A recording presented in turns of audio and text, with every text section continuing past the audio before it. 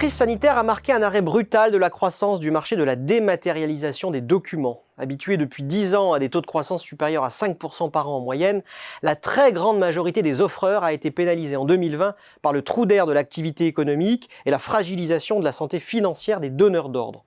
Mais point positif, la crise va accélérer le basculement des entreprises dans la dématérialisation des documents, contraintes de digitaliser et automatiser leur back-office, notamment face au recours accru au télétravail. Le marché sera par ailleurs toujours porté par de puissants moteurs de croissance avec des mesures réglementaires favorables, une augmentation constante des données et documents à traiter, ainsi que des progrès techniques incessants. D'autant que le potentiel de développement est encore considérable, le papier représentant encore 80% des factures par exemple. Ces facteurs rendent le marché attractif pour de nouveaux entrants, notamment des startups technologiques, ce qui va intensifier la concurrence. Le marché risque alors de se polariser fortement, selon l'étude Xerfi Precepta, entre d'un côté une offre premium, multi-compétences, et de l'autre une offre low cost, destinée aux projets peu complexes et de faible envergure. La consolidation des positions des leaders va parallèlement se poursuivre, d'abord sous l'effet de l'accroissement des fusions-acquisitions au cours des 3 prochaines années. L'ancienneté et la notoriété des prestataires de services comme Quadient, Paragon ou DocaPost joueront également à leur avantage.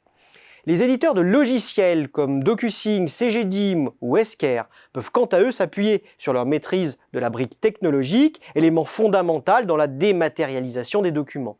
Néanmoins, ces derniers vont accentuer leur différenciation en renforçant leur expertise sectorielle, ce qui conduira à une segmentation du marché, prix, secteur par secteur. Hormis le développement sur la clientèle des PME et le développement international, les axes de développement actionnés avant la crise restent peu ou prou pertinents dans le contexte actuel. Ainsi, pour tirer au mieux profit des opportunités à l'issue de la crise, les acteurs vont devoir se différencier et enrichir leur offre. Cela pourra par exemple passer par la spécialisation sectorielle ou fonctionnelle. Les outils digitaux seront quant à eux incontournables tant sur le plan de l'efficacité, mais aussi pour assurer la sécurité des données.